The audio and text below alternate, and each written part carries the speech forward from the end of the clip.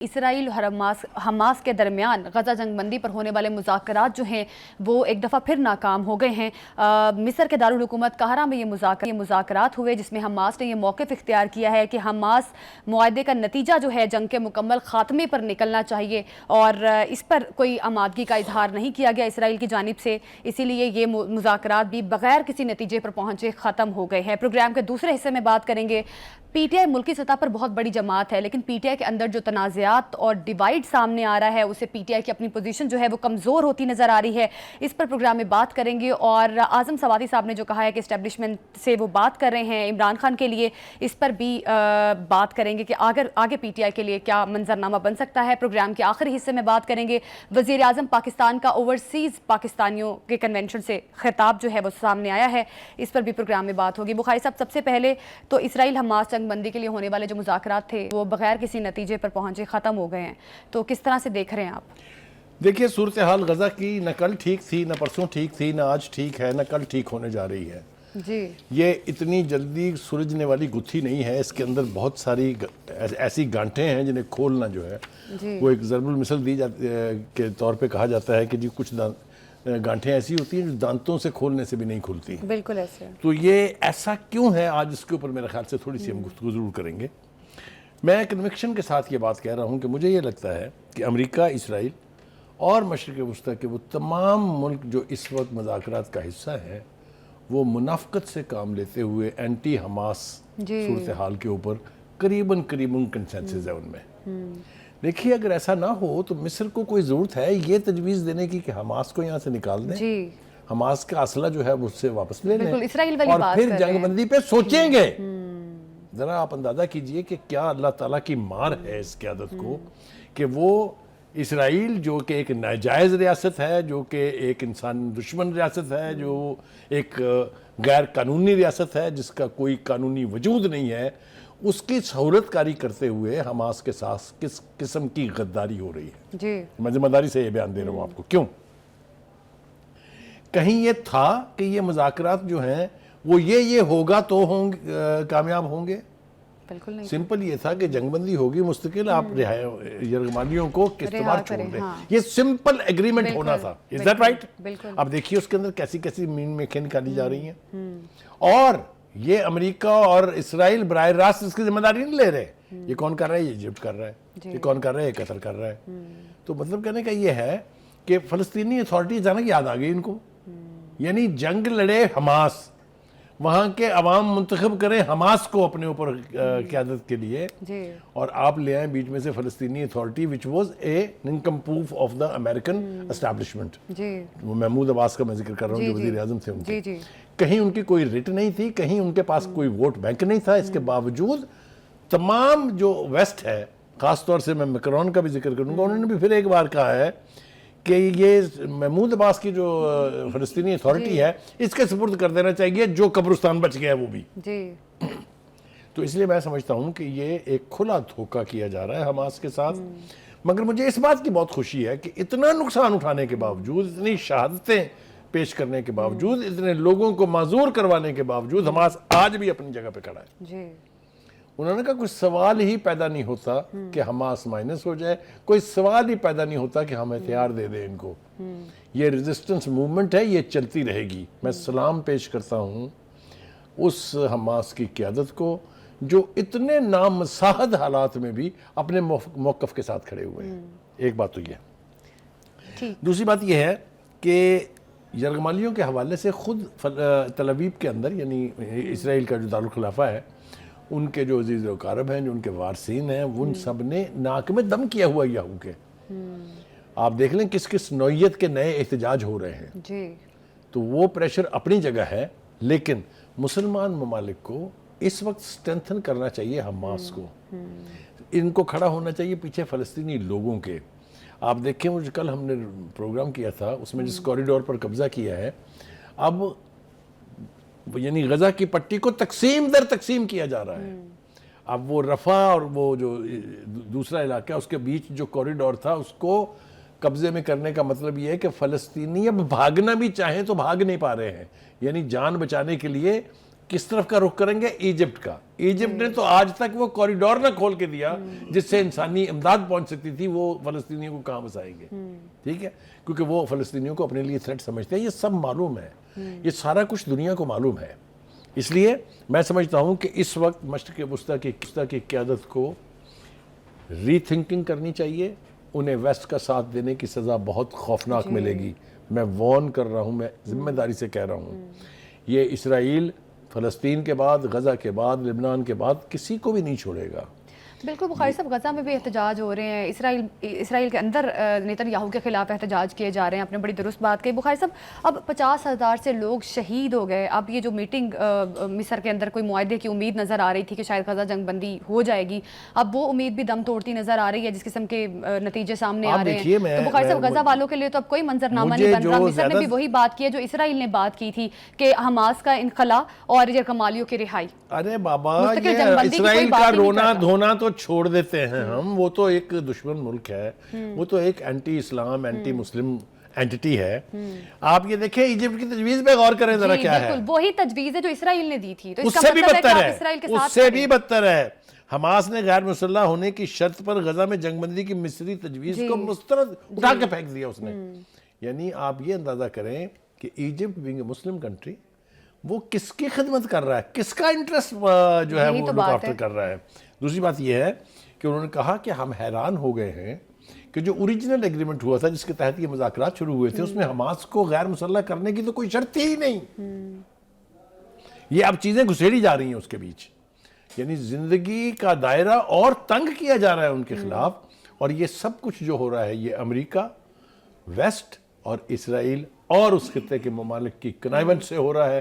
مجھے کوئی ہیزیٹیشن نہیں ہے یہ کہنے میں کہ مسلمان ممالک جو ہے اس خطے کے, خاص طور سے جو فلسطین کے ارد گرد بستے ہیں, ان کو اپنے رویے پہ غور کرنا پڑے گا, اپنی اسٹریٹجی بدلنی پڑے گی, ورنہ انہی کے لوگ ان کے گلے کو آئیں گے. اس لیے کہ ایجپٹ کے حوالے سے میں بتاتا چلوں, میرے خیال سے ناظرین کو یاد ہوگا, وہاں ایک بہت بڑی اسلامی قوت ہے جس کا نام اخوان المسلمین ہے. مرسی جس کے صدر منتخب ہوئے تھے, اور ایک سازش کے تحت پھر وہاں پر ملٹری کو کرا کے ایک ملٹری کا ڈکٹیٹر جو ہے اس کو صدر بنا دیا گیا تھا جو جنرل سیسی ہیں. کہنے کا مطلب یہ ہے کہ Egypt is not a dead land. افغان المسلمین کے لوگ ابھی وہاں بیٹھے ہوئے ہیں, اور خطرہ بھی مصر کو یہی ہے, ایجپٹ کو, کہ اگر یہ فلسطینی بھی آ گئے لاکھوں کی تعداد میں تو وہ تو مارے گئے پھر. آپ میری بات سمجھ نہیں ہے میں کیا کہہ رہا ہوں؟ تو اس قسم کی قوتیں ابھی وہاں موجود ہیں. ایسا نہیں ہے کہ لاوارثگی اس حد تک بڑھ گئی ہے کہ اسرائیل جو چاہے گا وہی ہوگا. امریکہ جتنی کنائیونس کرے گا اس کی مرضی کے مطابق ہر چیز ہوتی چلی جائے گی. ریزسٹنس ول کم, یہ میں آپ کو بتا رہا ہوں. میں اور آپ پھر پروگرام کر کے بتا رہے ہوں گے کہ جناب اب پوچھیں ان سے جا کے کہ کیا حال ہے. جس طرح حماس نے دھمکی بھی دی ہے, حماس کی لیڈرشپ نے بھی, حزب اللہ کی لیڈرشپ نے بھی کہا ہے کہ ہمارے پاس یہ آپشن موجود ہے کہ ہم دنیا بھر میں اسرائیل کے, امریکہ کے اور اس کے حواریوں کے ٹارگٹس جو ہیں ان کو ہٹ. اب ایک شارٹ بریک لیتے ہیں, ہمارے ساتھ ہی رہیے گا.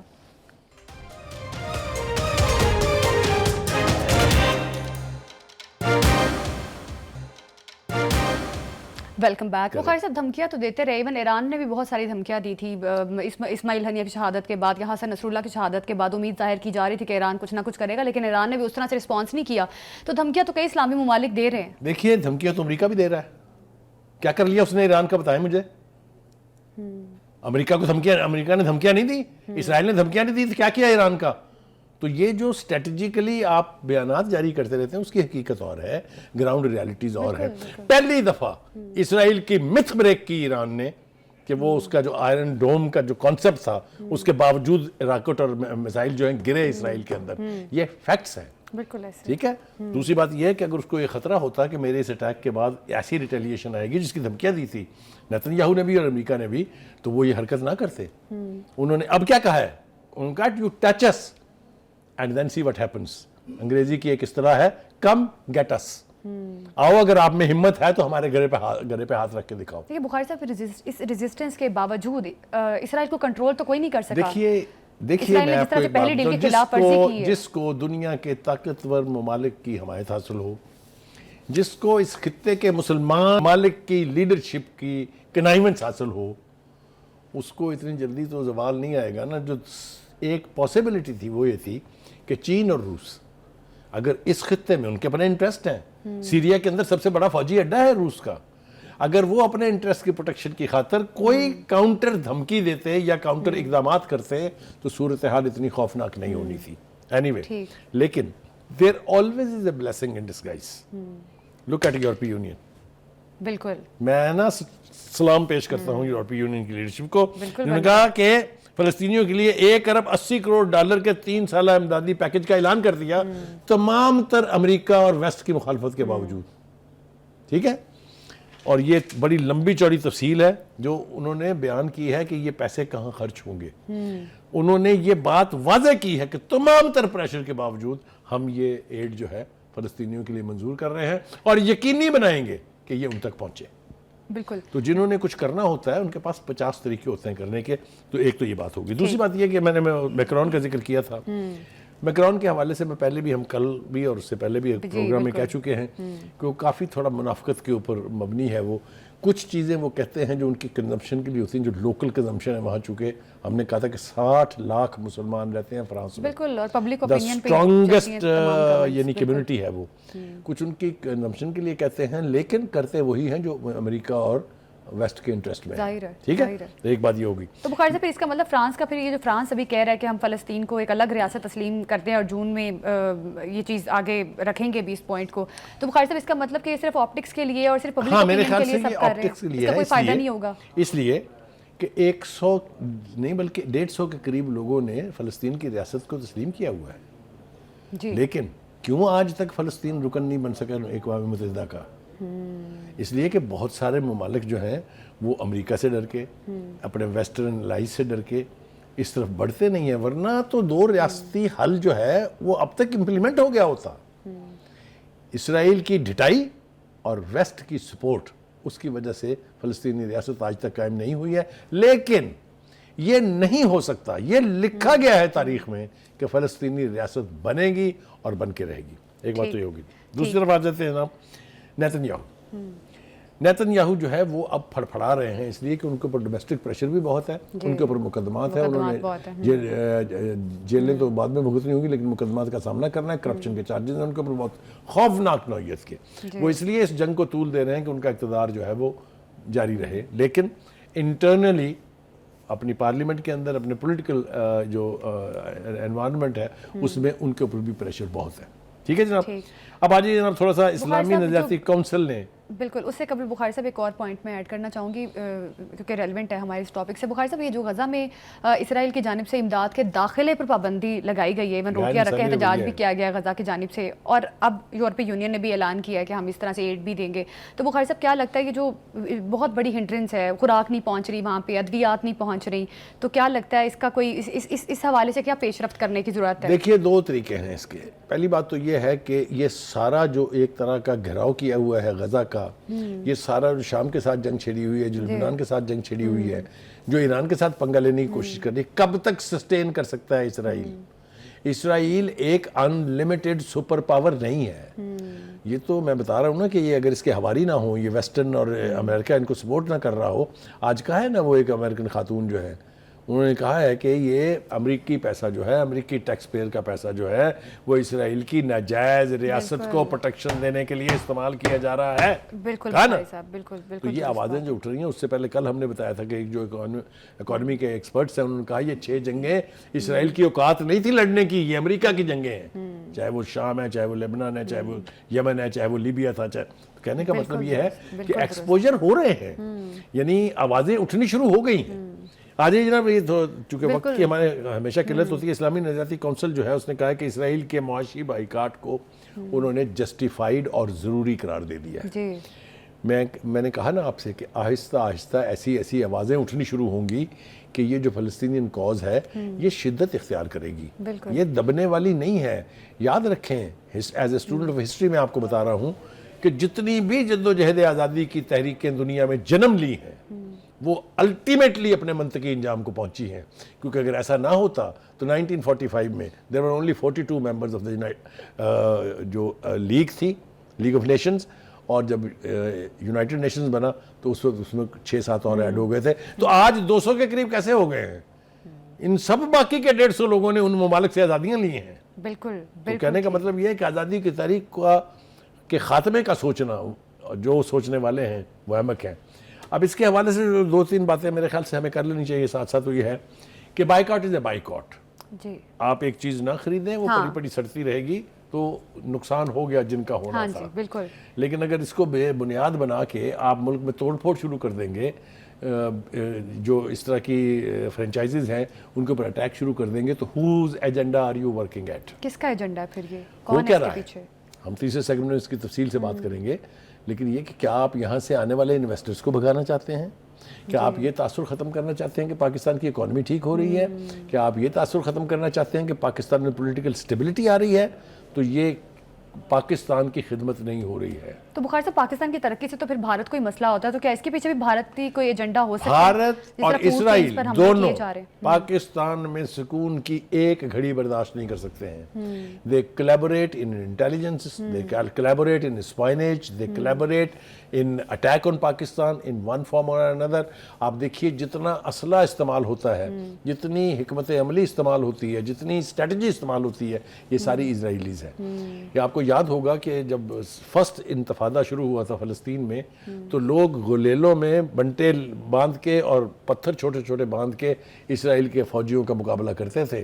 وہی اسٹریٹجی انڈیا نے امپورٹ کر کے اور یہاں پر فلسطین میں جو لوگ ان کے خلاف کر رہے تھے ان کے خلاف استعمال کر کے وہ اس کو قابو پانے کی کوشش کی ہے.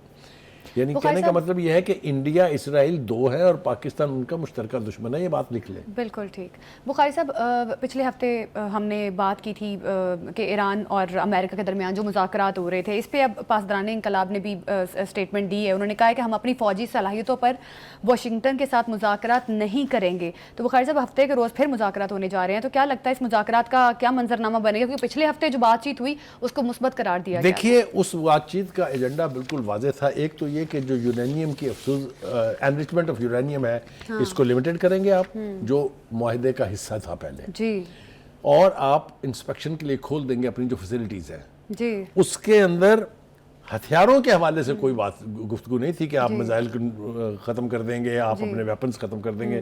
وہ انہوں نے پاسداران نے واضح کر دیا ہے کہ ہر چیز کے اوپر نیوکلیئر کے حوالے سے گفتگو ہوگی، لیکن اس کے علاوہ اور کوئی گفتگو آپ سے. اور جو رہی ٹرمپ کی دھمکیاں، ہم یہ کر دیں گے، ہم وہ کر دیں گے. آپ نے کہا نا کہ دھمکیاں دیتے رہے وہ بھی اور یہ بھی. دھمکیوں سے کچھ نہیں ہوتا. اگر امریکہ اتنا آسانی سے ایران کو ہڑپ کر سکتا ہوتا، تباہ کر سکتا ہوتا، ہم تک کر چکا ہوتا. بالکل. پاسداران انقلاب کے اس موقف کے بعد مذاکرات جو ہیں وہ کس پوزیشن پر پہنچتے ہیں؟ کیونکہ ایک ادوار جو ہے وہ مکمل ہو چکا ہے، دوسرا سیشن شروع ہوگا. اس میں ایران کی جانب سے کیا موقف رکھا جاتا ہے یہ دیکھنا باقی. اب ایک شارٹ بریک لیتے ہیں، ہمارے ساتھ ہی رہیے گا.